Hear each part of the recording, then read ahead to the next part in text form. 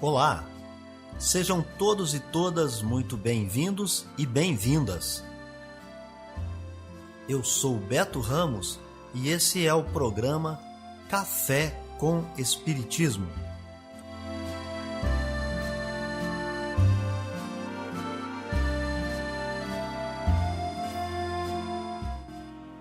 Um programa diário que aborda temas da filosofia, de conhecimentos gerais e de espiritismo.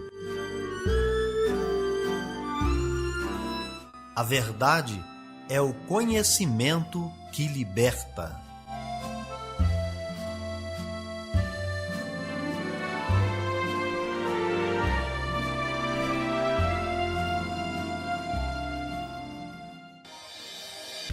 Bom dia para você que chega por aqui. Hoje é terça-feira, 13 de julho e está no ar Café com Espiritismo.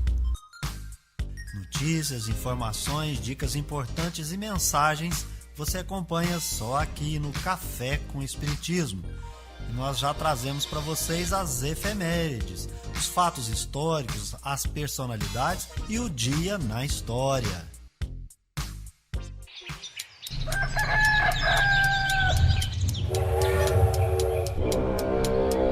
Dia na história. O dia 13 de julho é a data que morre o músico gaúcho Luiz Cosme, que atuou como violonista na orquestra da Rádio Nacional e na década de 40, quando assumiu a organização de programas radiofônicos na rádio do Ministério da Educação e Cultura, atual Rádio MEC. Dia 13 de julho é a data de criação do Estatuto da Criança e do Adolescente, o ECA. É no dia 13 de julho que se inicia a primeira Copa do Mundo no Uruguai. O dia 13 de julho foi a data onde se realizou o festival de rock Live Aid, organizado por Bob Geldof e Midge Ure, com o objetivo de arrecadar fundos a fim de combater a fome na Etiópia. O dia 13 de julho é o Dia Mundial do Rock. É a ocasião também que se fundou a Casa de Portugal em São Paulo, um importante polo da Associação de Imigrantes Portugueses. Viver bem. Dicas de como conviver harmoniosamente em todas as fases da vida. Para você que busca sua melhora individual, temos dicas de esportes, alimentação saudável, leitura edificante, hábitos espíritas e profissões. Viva bem e favoreça sua saúde física, mental e espiritual. Chegou o momento de você escolher a sua carreira? É normal ficar em dúvida sobre qual profissão a seguir, uma vez que são várias as opções e é possível que você se sinta atraído por boa parte delas. Então acompanhe comigo as dicas de profissões. Você quer ser um designer gráfico? Sua principal atribuição é comunicar-se visualmente o que acontece por meio de desenhos, diagramação, imagens e animações. Você se depara diariamente com o trabalho desse profissional, quando você observa logos, marcas, embalagens, revistas, jornais, anúncios e camisetas. Quem quer cursar design gráfico precisa, acima de tudo, ter criatividade. Porém, não somente isso. É necessário habilidade de organização, comunicação e, se dar bem com a tecnologia. Notícias do Brasil e do mundo é aqui no Café com Jornal. Na casa da fisioterapeuta Emanuele Bezerra, a alimentação é in natura. Alimentos ultraprocessados são raros e não são bem-vindos. A aposta desta mãe de 2 crianças pequenas é na variedade, com cores e formas diferentes na hora da refeição. E eu sempre falo para eles que é importante ter uma alimentação saudável, porque o corpo precisa desses alimentos saudáveis para não ficarem doentes, ficarem mais fortes. Emanuele está no caminho certo. Comer mal na infância pode causar obesidade na vida adulta. É o que mostra um estudo do Núcleo de Pesquisas Epidemiológicas de Nutrição e Saúde da USP, em parceria com o Imperial College London, no Reino Unido. A pesquisa comprova que as crianças que consomem mais alimentos ultraprocessados em comparação àquelas que consomem menos tiveram uma curva de peso mais alta. Essa é a primeira pesquisa que acompanhou 9.000 crianças por um longo período, dos 7 aos 24 anos. No caso das crianças britânicas, 60% das calorias da alimentação vem de alimentos ultraprocessados, como explica a nutricionista Daniela Neri, cientista do NUPES da USP. Para você ter uma ideia, aos 24 anos de idade, aquelas crianças que mais consumiam alimentos ultraprocessados pesavam em média quase 4 quilos a mais, tinham um nível mais alto de índice de massa corporal, tinham um maior percentual de gordura no corpo e a cintura maior. E esses dados podem ser aplicados no Brasil. Daniela Neri explica que as informações podem ajudar a criar políticas públicas que promovam a alimentação saudável no país. Então, para serem coerentes, as recomendações de alimentação saudável, elas precisam estar baseadas no nível, no propósito do processamento industrial a que os alimentos são submetidos antes de chegarem às mesas das casas, né? E o Brasil é pioneiro na adoção de abordagens como essa, como na segunda edição do Guia Alimentar para a População Brasileira, no Guia Alimentar para Crianças Menores de 2 anos, são publicações do Ministério da Saúde, e esses guias se tornaram referências internacionais, porque adotam como referência a classificação nova, né, a classificação de alimentos que divide os alimentos de acordo com o grau de processamento. No Brasil, um estudo semelhante já está em curso desde janeiro e é feito virtualmente. A meta é acompanhar 200.000 pessoas de diferentes faixas etárias e classes sociais do Brasil.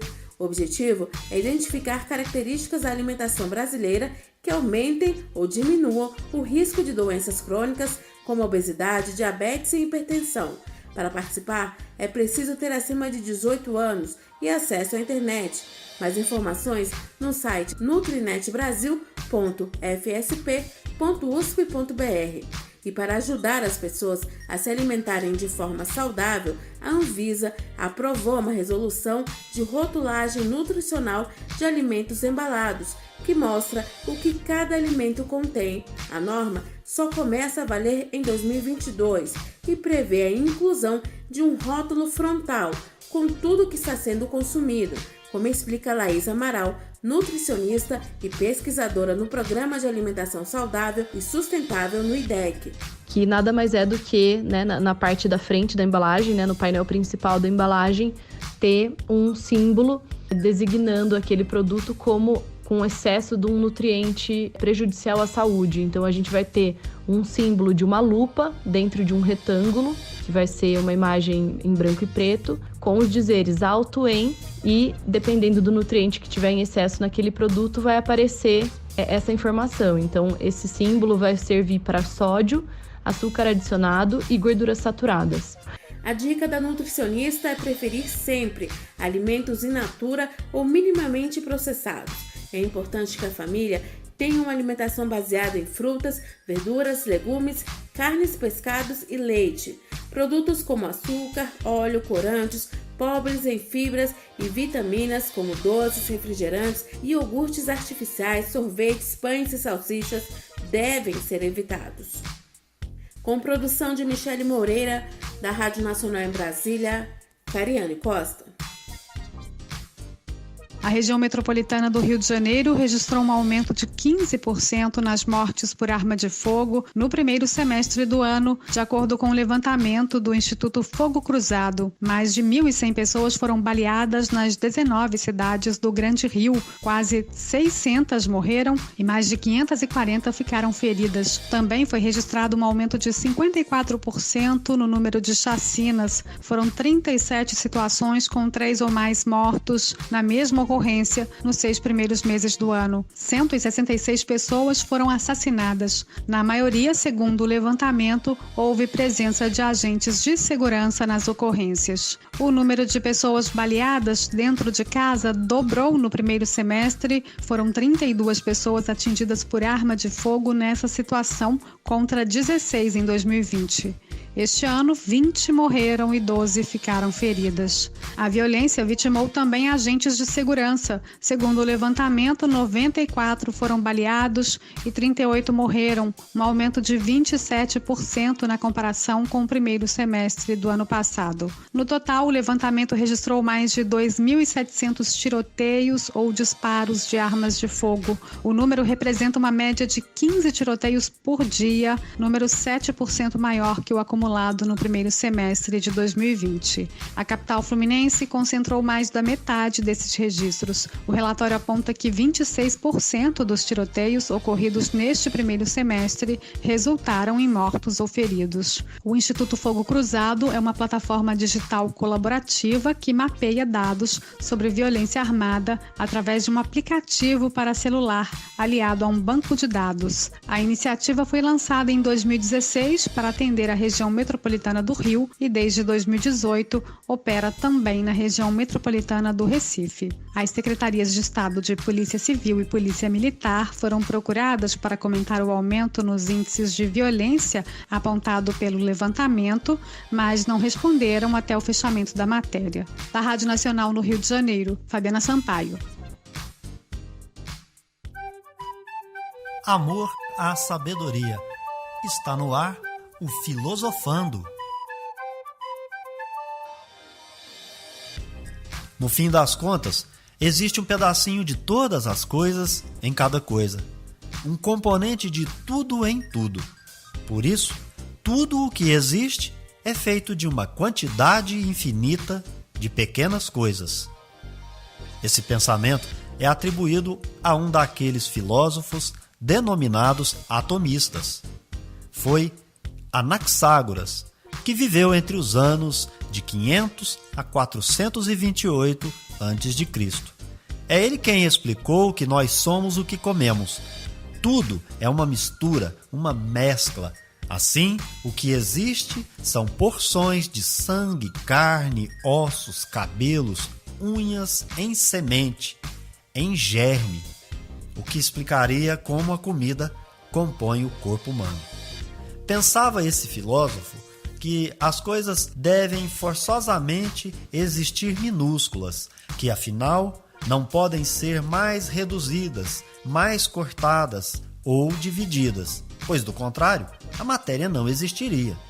Esses pedacinhos não cortáveis, ou átomos em grego, movimentam-se, colidem uns com os outros e formam novos compostos, e são indivisíveis, o que explica qualidades objetivas do mundo e de tudo o que existe, como peso, formato e volume.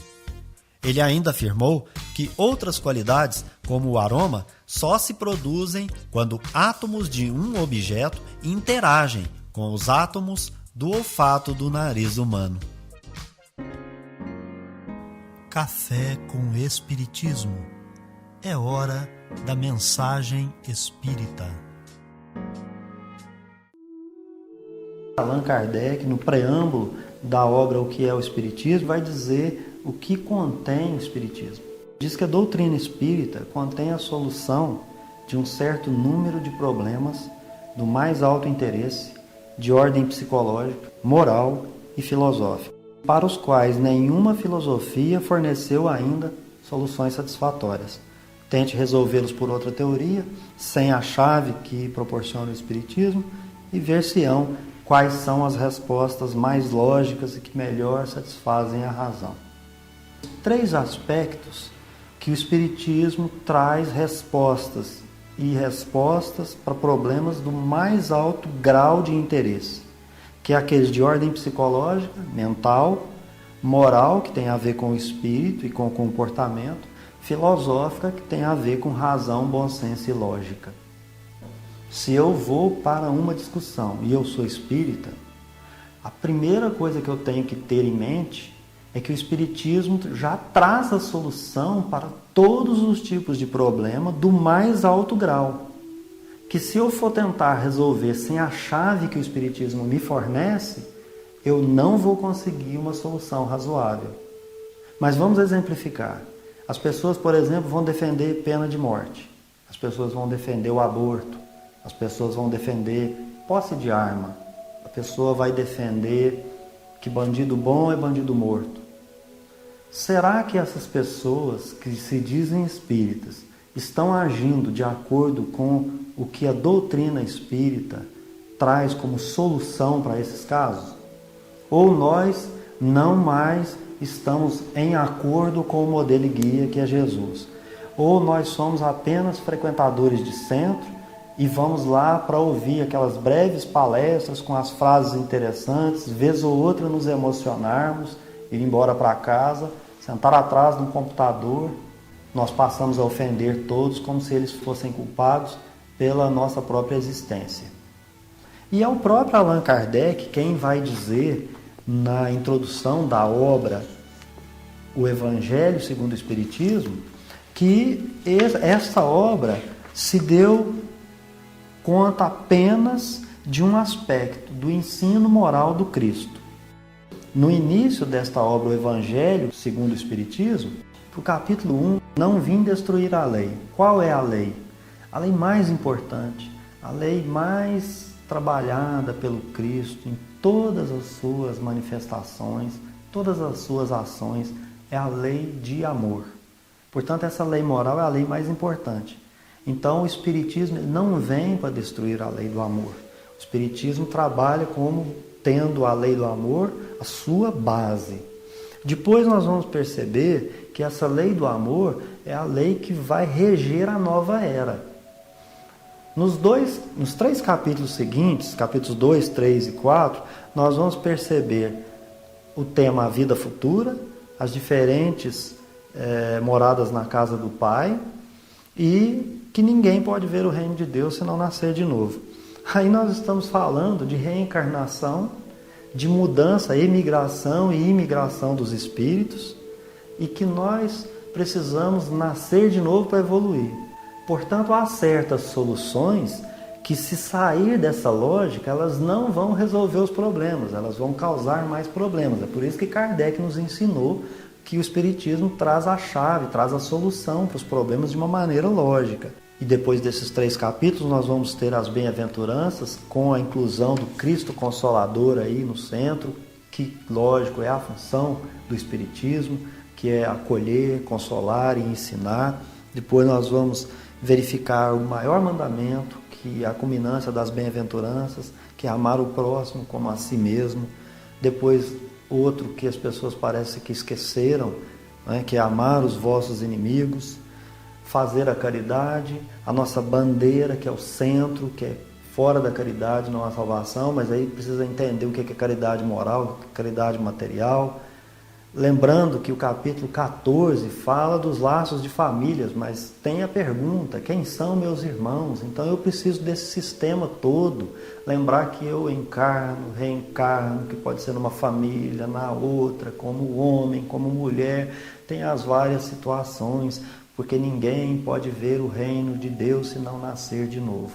Enfim, nós temos os caracteres da perfeição, saber quem que nós vamos servir, se é a Deus ou se é o mundo material, mas as pessoas discutem, parecendo que só vão viver uma única vez e que é esse mundo material mais importante do que Deus.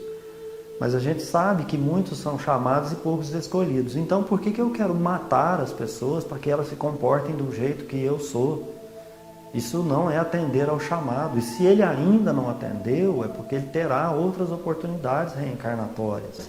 Então, quando eu entro numa discussão de intolerância, de fanatismo, eu preciso primeiro buscar esses postulados. Não tem sentido essas discussões de intolerância. É falta de conhecimento. Se a doutrina espírita não satisfaz esse ou aquele irmão, que ele procure em outras paragens. Mas ele não vai modificar o que está proposto pela doutrina espírita, porque senão não será doutrina espírita, será qualquer outra coisa.